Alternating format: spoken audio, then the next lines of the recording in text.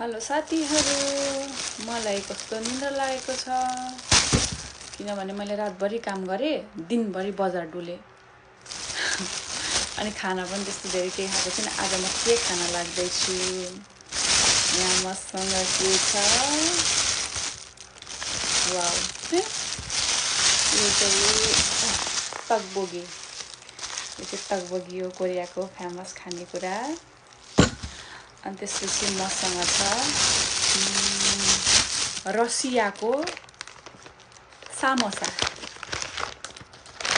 रसियाको यो चाहिँ मैले फर्स्टचोटि खान लाग्दैछु साथीहरू, होइन। कस्तो अचम्म क्या, जस्तै कि अब अरू देशहरूमा अब हामी बिहान बेलुका भात खान्छौँ नि, त्यस्तै रसियाको चाहिँ यो पाङ खानु पर्दो रहेछ क्या। यो भित्र चाहिँ सुटुनी सक्खरखण्ड हालेको छ यसमा। अनि यो चाहिँ यस्तो छ, होइन। यो चाहिँ मैले खाएको छुइनँ, मुखबाट पानी आइसक्यो, कुन पहिले खाउँ भइसक्यो क्या। मलाई चाहिँ आत्तिसक्यो म फेरि खानेकुरा। अनि म जेठो कि खानेकुरा जेठो जस्तो हुन्छ क्या घरिघरि। अनि यस्तो खानेकुरालाई माया गर्ने मान्छे म कहिलेकाहीँ खानै बिर्सिरहेको हुन्छु क्या। त्यत्तिकै केदनमा खानै बिर्सेको हुन्छु। अबै चपस्टिक त दुईवटा हालिदिएको रहेछ, के गर्नु, कसलाई बोलाउनु। अब म खान सुरु गर्दैछु।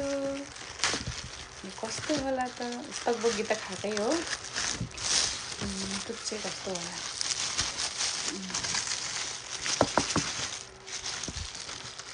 तर यो चाहिँ हामीले रसियन होटलबाट ल्याएको हो नि त।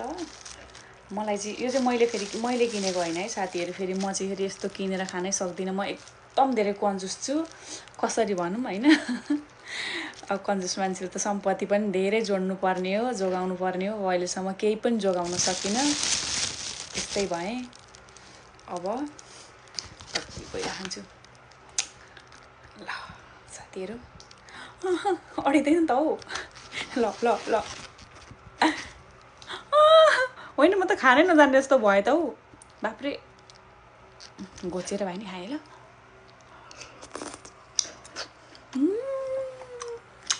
कम्पनीमा दिएको मात्रै खाएको थिएँ, बाहिर त्यसरी खासै किनेर खाएको थिइनँ।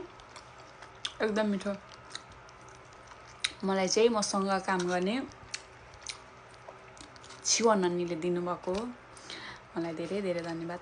मलाई कति खानेकुराहरू किनेर दिनुहुन्छ क्या उहाँले।